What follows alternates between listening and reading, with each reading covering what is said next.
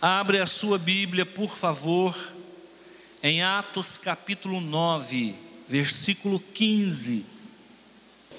A palavra do Senhor diz assim, ó: Mas o Senhor lhe disse: Vai, porque este é para mim instrumento escolhido, para levar o meu nome perante gentios e reis, bem como perante os filhos de Israel, pois eu lhe mostrarei quanto lhe importa sofrer pelo meu nome. Então Ananias foi, e entrando na casa, impôs sobre ele as mãos, dizendo: Saulo, irmão, o Senhor me enviou a saber, o próprio Jesus, que te apareceu no caminho por onde vinhas, para que recupere a vista e fique cheio do Espírito Santo. Imediatamente lhe caíram dos olhos como que umas escamas, e tornou a ver. A seguir, levantou-se e foi batizado. Vamos lá.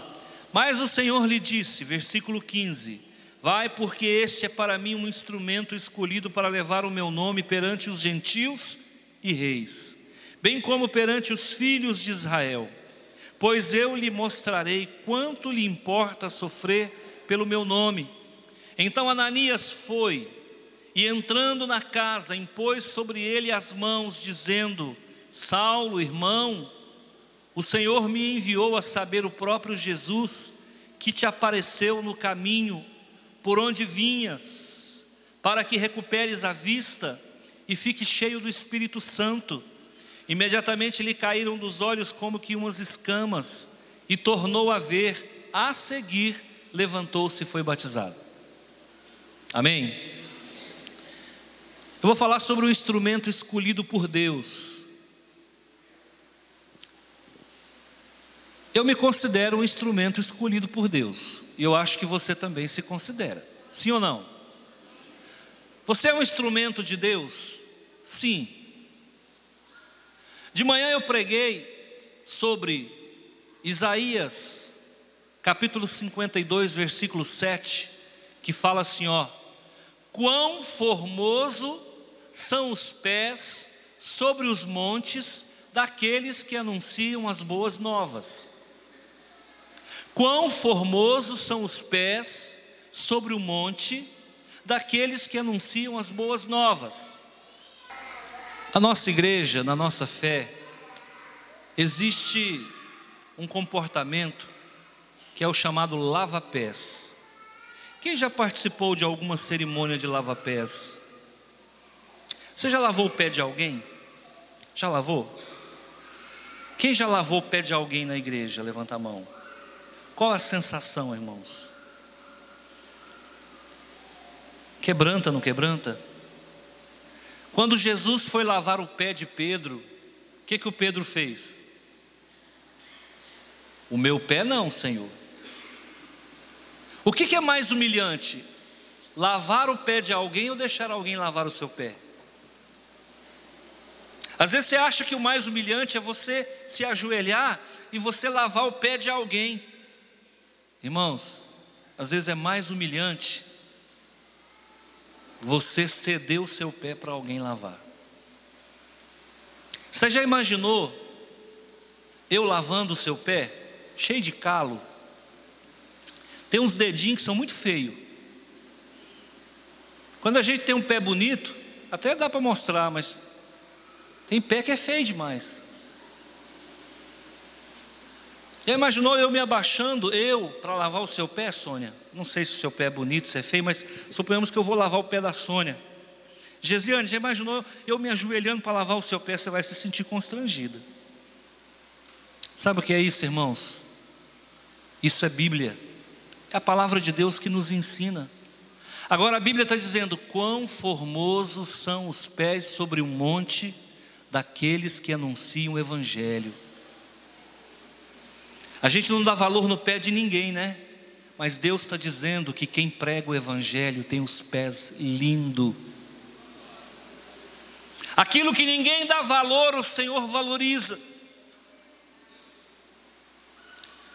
Aqui existe um homem que não só batizou, que não só pregou o Evangelho para Paulo, mas que simbolicamente lavou seus pés. Ananias. Quantas mulheres estão grávidas aí? Levanta a mão. Aquelas que sabem, né? Que estão. Que tem uns aí que não sabem ainda. Vai ficar sabendo amanhã. Deixa eu falar uma coisa para você. Está aí um nome bom para você colocar no seu filho. Ananias. Sabe o que significa Ananias? Deus gracioso. Viu? Ananias significa Deus gracioso.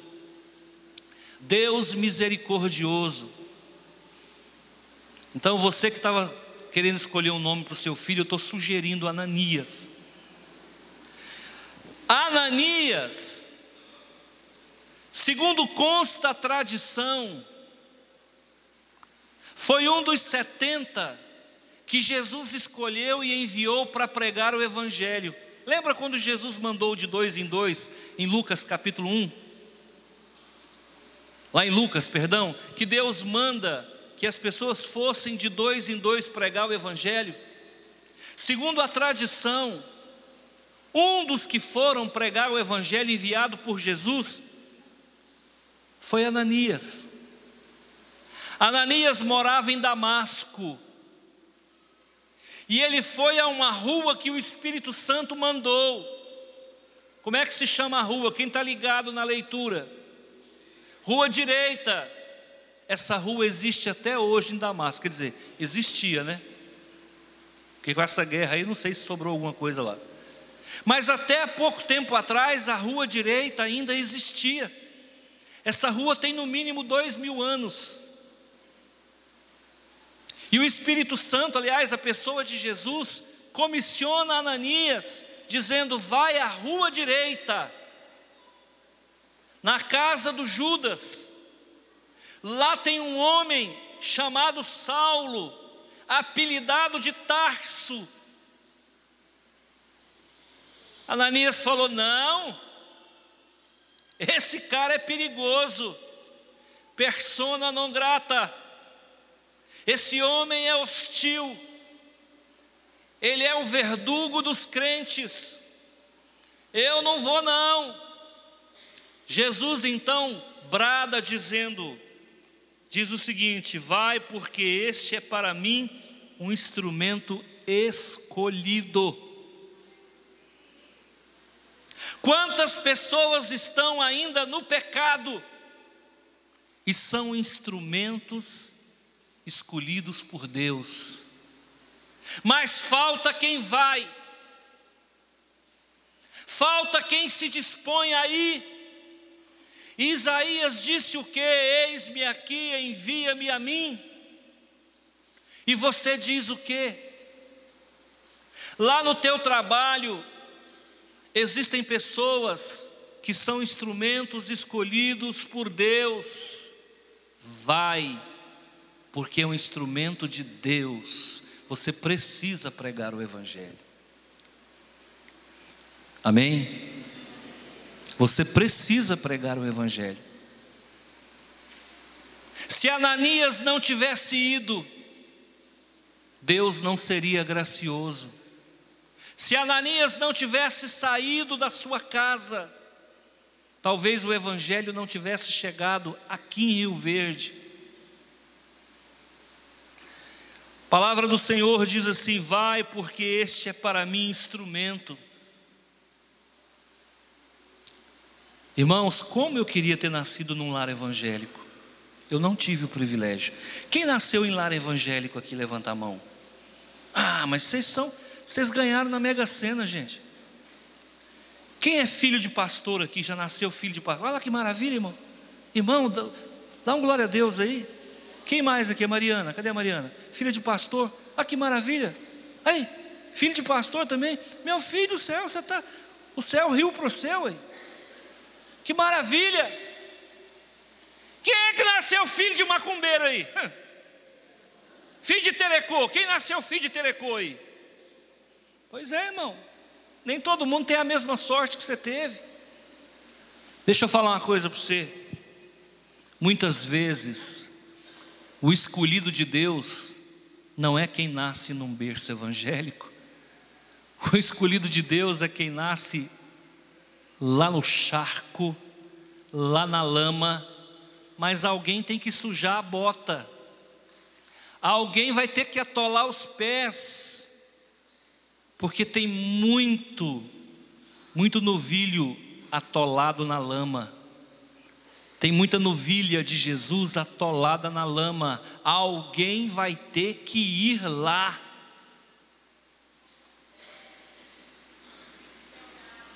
Irmãos, eu não tive o privilégio de nascer num lar evangélico. Para ser sincero para você, até os meus 30 anos, 29, eu achava que só existia duas religiões no mundo, católico e espírita. Para mim só existia catolicismo e espiritismo. Eu vim descobrir o que é crente por causa de um povo chamado Assembleia de Deus, porque esse povo faz barulho. O assembleiano faz barulho, amém, glória a Deus. É um povo que não cala. É um povo que tem coragem de ir onde ninguém vai. Eu já viajei esse sertão do Brasil aí, irmãos. Andei pela Bahia, pelo Sergipe, por tudo quanto é lugar. A cidade não tem nem cemitério, mas tem Assembleia de Deus. Eu falo para minha mulher, cemitério não tem não, mas a Assembleia de Deus está ali. Porque a vida vem antes da morte. É um povo que tem coragem de ir.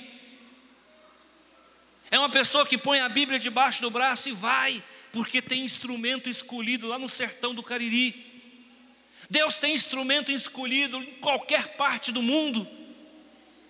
Ananias levanta e vai. Ele disse: Senhor, aquele homem é perigoso.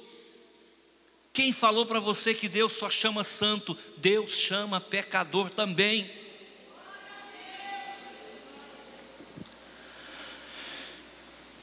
Aí fala assim: ele é meu instrumento escolhido para levar o meu nome perante reis. O apóstolo Paulo, ele tinha dupla cidadania. Ele era judeu, fariseu, filho de fariseu, circundado ao 8º dia.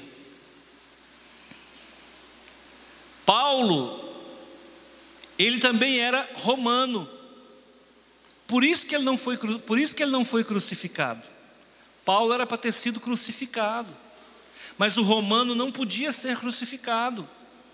Então deram um estilo de morte melhor para ele, cortaram a cabeça dele. Paulo foi degolado na fortaleza de Mamertine. A tradição conta que o algoz, aquele que iria decapitá-lo, chegou para ele e disse: olha, eu não tenho motivos para te matar, mas eu cumpro ordens.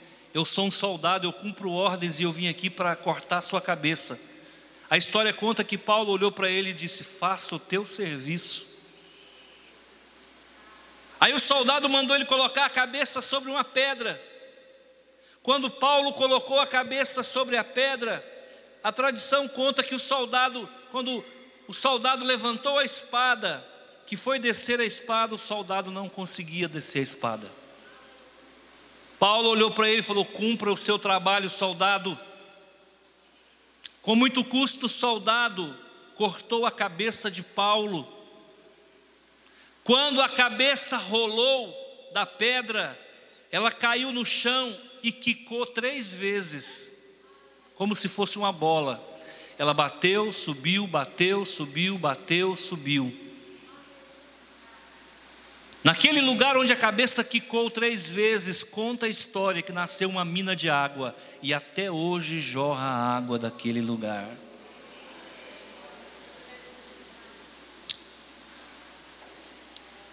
O apóstolo Paulo foi levantado por Deus para pregar para os gentios.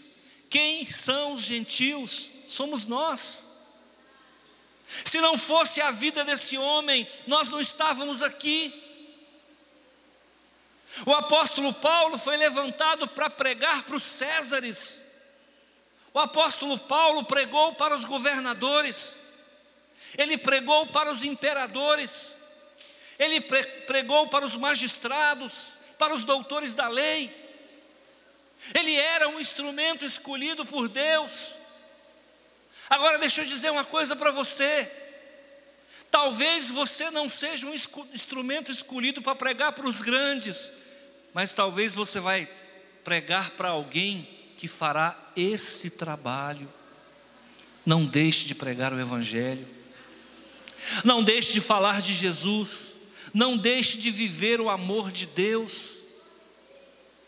Existem muitas pessoas que ainda não receberam Jesus, que precisa receber, senão Jesus não volta. Enquanto não se completar o número dos que serão salvos, Ele não volta. É por isso que a gente tem que acelerar, tem que pregar a palavra, pregar a tempo e fora de tempo, cumprir cabalmente o nosso ministério de evangelista. Existem muitos instrumentos escolhidos por Deus que vão ganhar Jesus como Salvador através da nossa boca. E existem muitos instrumentos escolhidos por Deus aqui nessa noite, que às vezes está com a boca fechada e Deus quer usar você.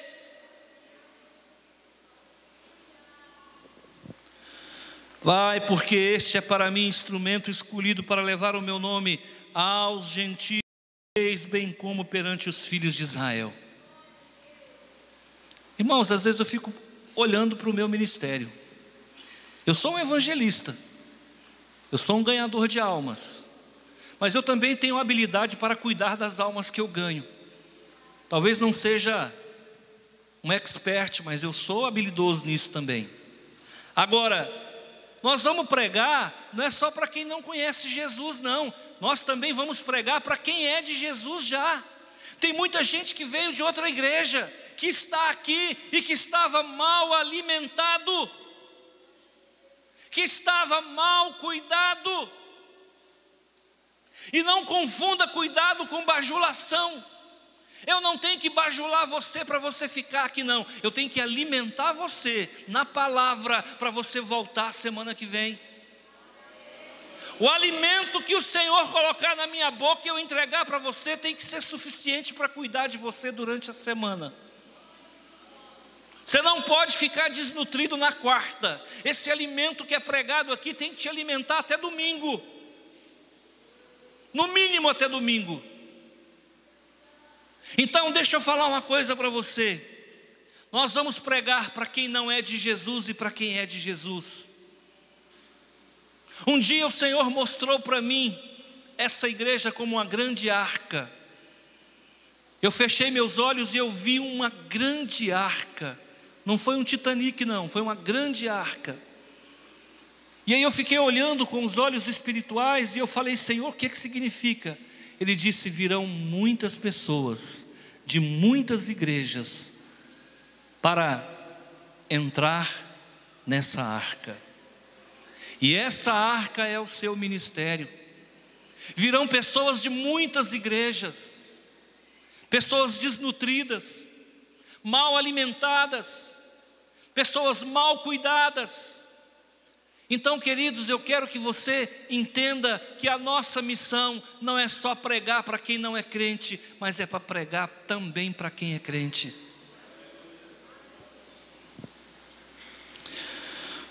No versículo 16, o próprio Jesus fala assim: pois eu lhe mostrarei o quanto importa sofrer pelo meu nome. Escuta, irmãos, a gente vivia no pecado, certo ou errado? Isso, todo mundo comigo. A gente vivia no pecado, certo ou errado? Aí você aceita Jesus, o sofrimento acaba, certo ou errado? Errado. O sofrimento continua. Só que agora o sofrimento é outro. Nós agora não sofremos pelo pecado que cometemos.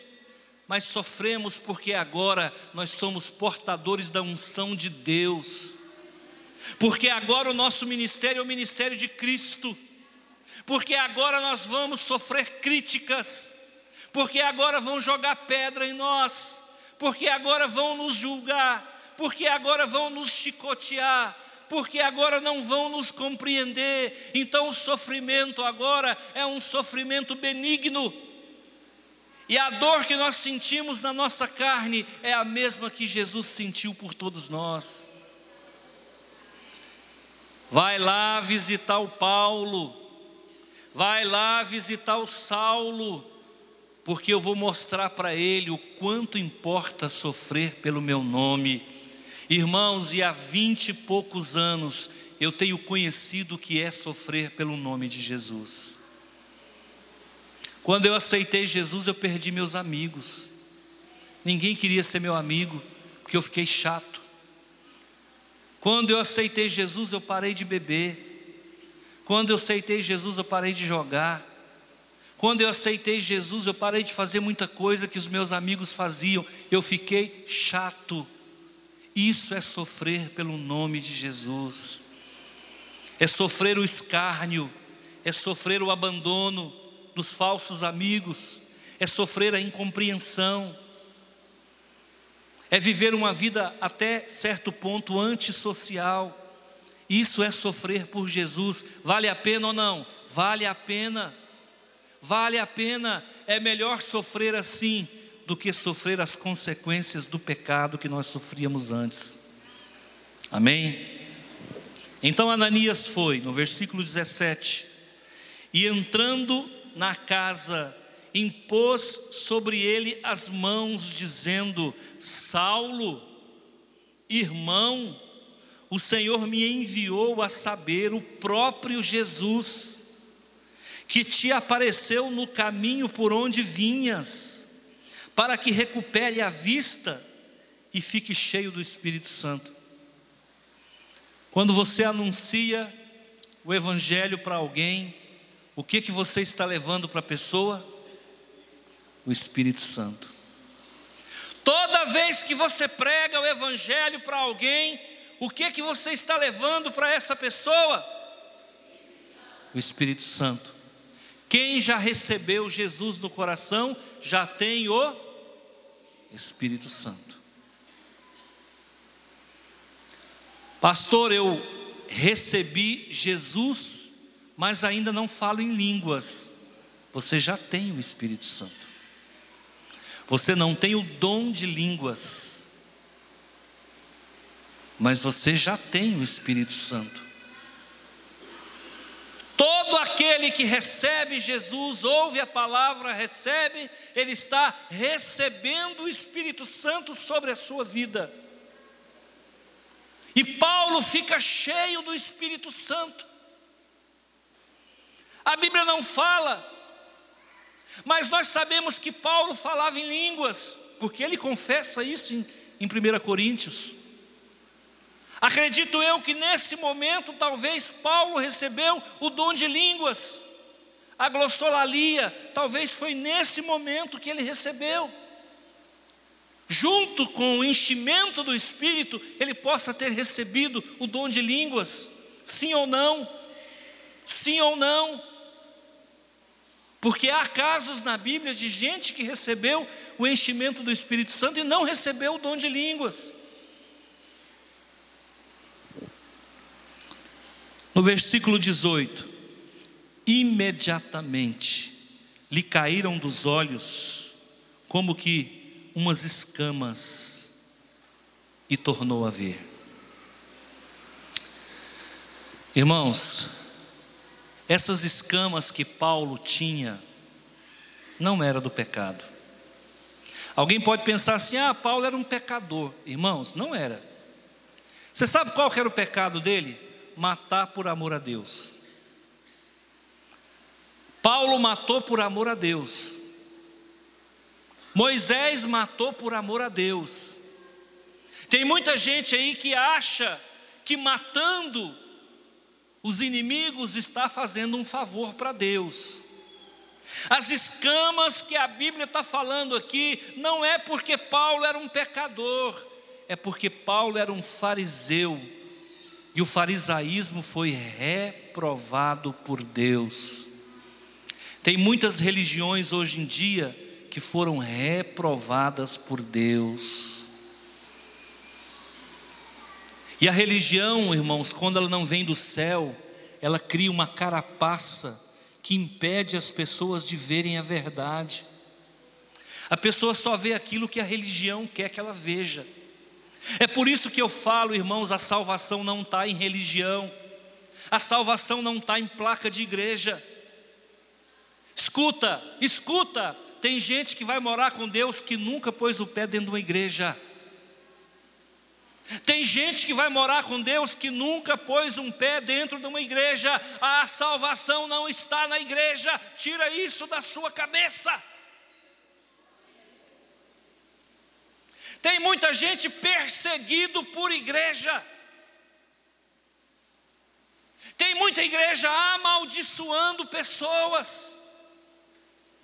Tem muita igreja fechando a porta da salvação para o povo de Deus. Tem muita igreja ensinando o que Jesus nunca ensinou. Tem muita igreja roubando os fiéis. Tem muita igreja mentindo para os fiéis. Tem muita igreja travestida de igreja, mas na verdade é um curral eleitoral. Então deixa eu falar uma coisa para você. Quando Jesus chega, o Espírito Santo enche e as escamas caem. Com que ótica você olha a vida? Eu olho pela ótica batista, está errado. Eu olho pela ótica da Assembleia de Deus, está errado. Eu olho pela ótica do presbiterianismo, está errado. Olhe pela ótica da fé e do amor. Quem lembra da parábola do bom samaritano? Um homem indo de Jerusalém para Jericó, caiu na mão dos salteadores. E ali caído, machucado, veio o sacerdote, passou ao largo, olhou para o caído e continuou o seu caminho. Depois veio o levita, vendo aquele moribundo caído, passou e não atendeu. Deixa eu falar uma coisa para você. Isso é um tapa de luva que Jesus está dando na religião. Quando a gente fica religioso, irmãos, a gente não ama mais. Quando a gente fica religioso, a gente fica zeloso demais. O caído continua caído, o despido continua despido, o doente continua doente. E é por isso que eu digo que religião às vezes atrapalha em vez de ajudar. O dia que você deixar de amar o teu próximo em nome da tua fé, fique sabendo que nem você vai para o céu e nem a sua religião vai para o céu. O mais importante na nossa vida, irmãos, é o amor e a fé. Nós precisamos amar, e Ananias amou. Ananias não se preocupou com a sua vida. Ele saiu da sua casa e foi atrás de um homem perigoso. Ele foi pregar o evangelho para um homem perigoso. Chegando lá, então, ele ora para aquele homem. O homem é tomado pelo Espírito Santo. Ele ora por aquele homem e as escamas caem dos olhos. Ele ora para aquele homem, na sequência ele batiza aquele homem. E graças a Ananias, graças a Jesus, graças a Ananias, graças a Paulo, hoje nós estamos aqui. Se isso aqui não tivesse acontecido, isso aqui não aconteceria. Graças a Deus as escamas estão caindo dos olhos. Cuidado com religiosidade. Cuidado com religiosidade. Nós não podemos ser zeloso demais, institucional demais.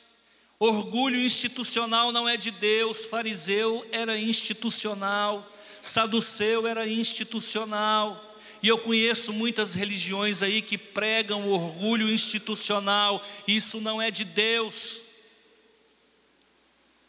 Você é crente? Não, eu sou batista. Isso é instituição. Mais importante do que a instituição é Cristo Jesus na nossa vida.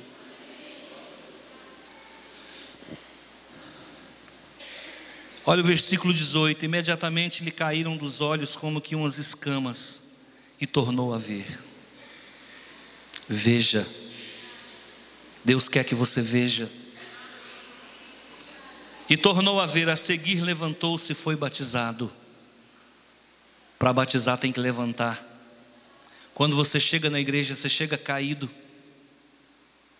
Para batizar tem que levantar. Irmão, sabe como é que a gente chega na igreja? Fumando, bebendo, amaziado. Sabe como é que a gente chega na igreja? Arrastando demônio, maldição. Sabe o que Deus faz? Ele tira tudo isso e coloca o Espírito Santo dele. E sabe o que você faz? Você que estava caído, você se levanta. Você que estava cego, agora começa a enxergar. E sabe o que acontece? Desce as águas. Desce as águas. Desce as águas.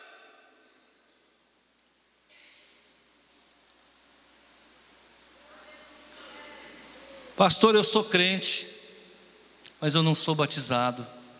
Você foi em Roma e não viu o Papa.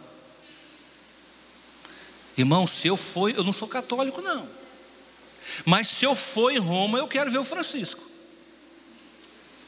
Quero ver o Chiquinho, irmão. Se eu for em Roma, eu vou ter que ver o hermano. Sabe por quê? Porque não tem como, irmão. Roma é a capital do catolicismo. E vamos falar a verdade, o Vaticano é lindo. Irmão, se eu for no Egito, eu quero ver a pirâmide. Se eu for na França, eu quero ver a Torre Eiffel. Se eu for nos Estados Unidos, eu quero ver aquela ponte de cabo de aço lá. Então, queridos, se você aceitou Jesus, batiza. Batiza.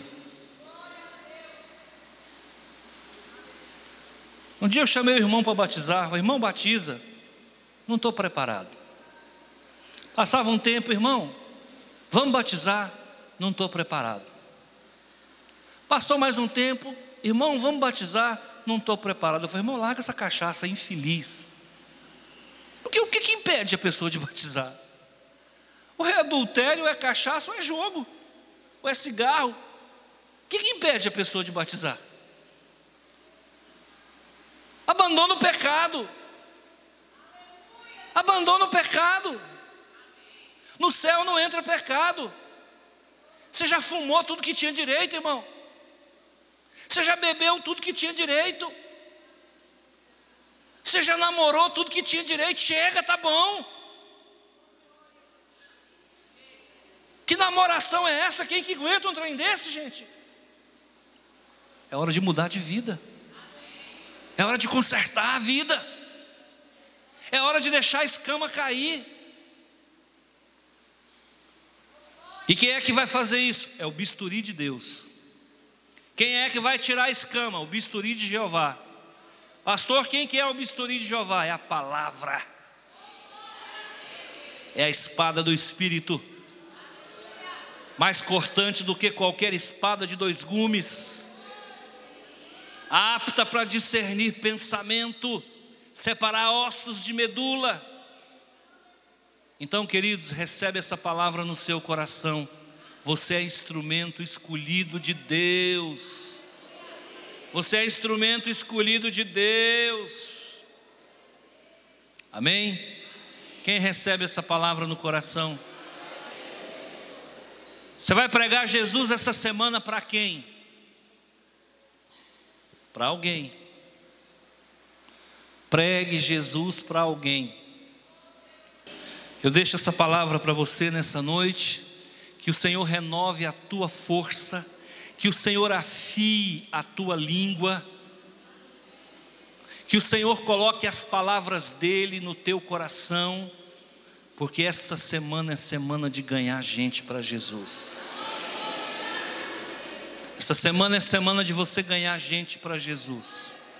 O Senhor está me falando aqui que tem pessoas que vai ganhar funcionário da sua empresa para Jesus esta semana. O Senhor está me falando que na tua autarquia, onde você trabalha, tem pessoas esperando ouvir a palavra de Deus pela sua boca. Abre a tua boca. Abre a tua boca. Deixa de ser James Bond. Deixa de ser 007. Deixa de ser espião da KGB. Abre a boca e deixa Jesus te usar. Amém?